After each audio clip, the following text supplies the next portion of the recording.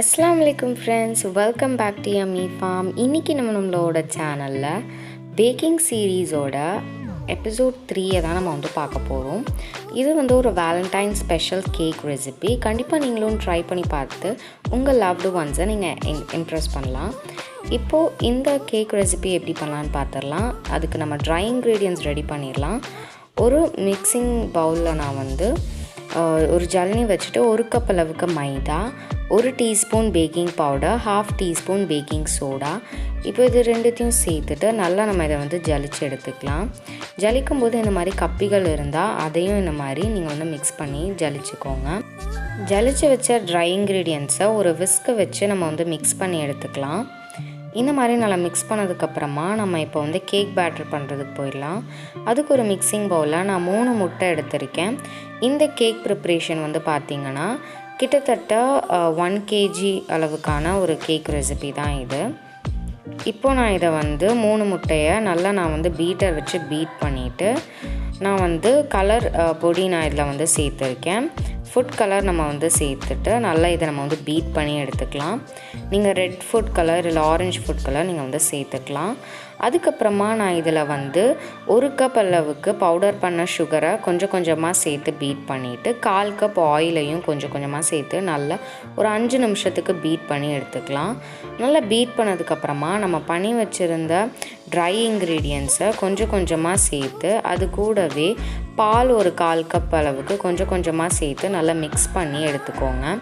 விஸ்கில் நான் ரொம்ப மெதுவாக ஸ்லோவாக மிக்ஸ் பண்ணி எடுத்துக்கோங்க. நான் வீடியோக்காக நான் உங்களுக்கு ஃபாஸ்ட்டாக காமிச்சிருக்கேன், ஆனால் நான் நிஜமாக ரொம்ப ஸ்லோவாக தான் பண்ணேன். நல்லா நீங்கள் ஸ்லோவாக பொறுமையாக ஒரே டைரெக்ஷனில் மிக்ஸ் பண்ணும்போது தான் உங்களுக்கு கரெக்டாக வரும். இப்போ நான் இதை ஒரு 6 inch டின்னில் ஆட் பண்ணிவிட்டு நான் இந்த மாதிரி நல்லா டேப் பண்ணி எடுத்துக்கிறேன். டேப் பண்ணிட்டதுக்கப்புறமா நான் இங்கே ஒரு கடாயில் ஒரு லேயர் உப்பு வச்சு தூக்கி வைக்கிறதுக்காக ஒரு ஸ்டாண்டு வச்சுட்டு 10 நிமிஷம் நான் ப்ரீஹீட் பண்ணி வச்சுருந்தேன். இந்த ப்ரீஹீட் பண்ண இந்த கடாயில் நான் நம்ம கேக் டின்னை வச்சுட்டு நான் இதை மூடி போட்டு மூடிட்டு மேலே ஏதாவது வெயிட் வைக்கிங்கன்னா வச்சுட்டு நம்ம இதை 30லேருந்து 40 நிமிஷம் அளவுக்கு நம்ம பேக் பண்ணி எடுத்துக்கலாம். நடுவில் நீங்கள் திறந்து செக் பண்ணி பார்த்துக்கோங்க. ஒரு டூத் பிக் நீங்கள் இல்லை ஒரு நைஃப் நீங்கள் இன்சர்ட் பண்ணிங்கன்னா எதுவுமே ஒட்டாமல் வரணும். இப்போ பார்த்திங்கன்னா நம்மளுக்கு 35 மினிட்ஸ் எனக்கு ஆச்சு.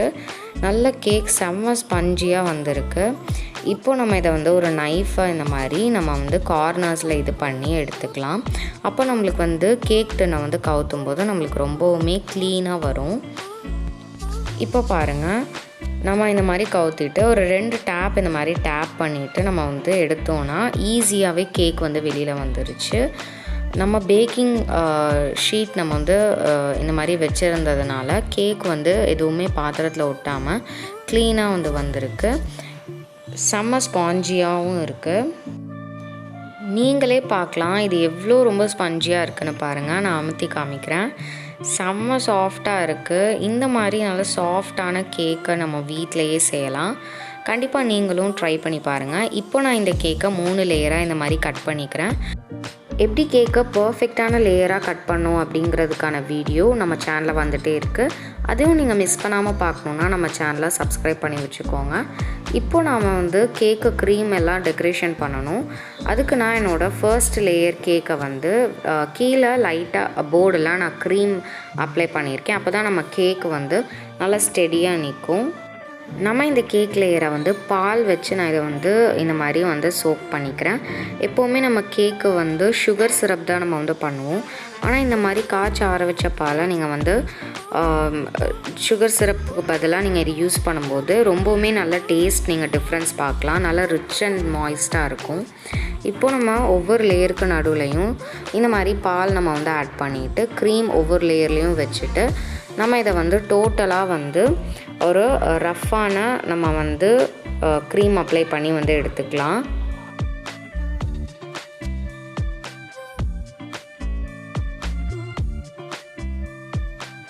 இந்த மாதிரி நம்ம நல்லா க்ரம் கோட் பண்ணி எடுத்து முடித்ததுக்கப்புறமா ஒரு 20 நிமிஷம் நம்ம இதை ஃப்ரிட்ஜில் வச்சு எடுத்துக்கலாம். 20 நிமிஷத்துக்கு அப்புறமா நம்ம மறுபடியும் ஒரு லேயர் அளவுக்கு க்ரீம் நான் இந்த மாதிரி வச்சு ஆட் பண்ணிக்கிறேன். அப்போ நம்மளுக்கு பார்க்குறதுக்கு நீட்டாக இருக்கும். நல்ல க்ரீமாக இந்த மாதிரி ஈவனாக வந்து ஸ்ப்ரெட் பண்ணிவிட்டு நல்லா நீட்டாக பண்ணி எடுத்துகிட்டு நான் டெக்கரேஷனுக்கு சிம்பிளான ஸ்டெப் தான் ஃபாலோ பண்ண போகிறேன்.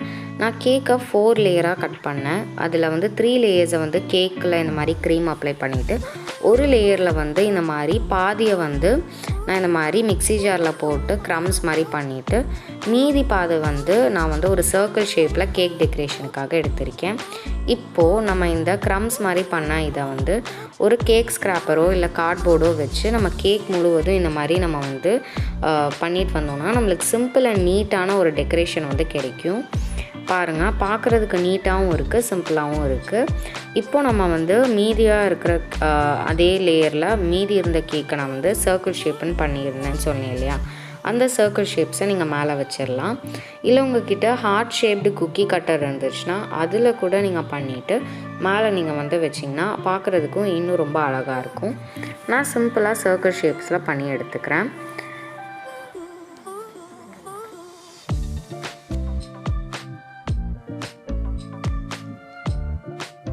இந்த மாதிரி எல்லா கேக்ஸையும் சரௌண்டிங்கில் வந்து வச்சுட்டு நடுவில் கொஞ்சமாக மிச்சம் இருந்த கேக் க்ரம்ஸையும் வச்சுட்டு அதுக்கப்புறமா கொஞ்சமாக நான் நடுவில் வந்து மில்க் பவுடரை நான் வந்து இந்த மாதிரி வந்து கொஞ்சமாக நான் வந்து இந்த மாதிரி நடுவில் வந்து வச்சுக்கிறேன்.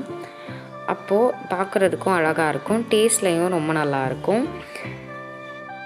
இது வந்து எனக்கு வந்திருந்த ஒரு பர்த்டே கேக் ஆர்டருங்கிறதுனால நான் நடுவில் ஹாப்பி பர்த்டேங்கிற கேக் டாப்பரை வந்து வச்சுட்டேன்.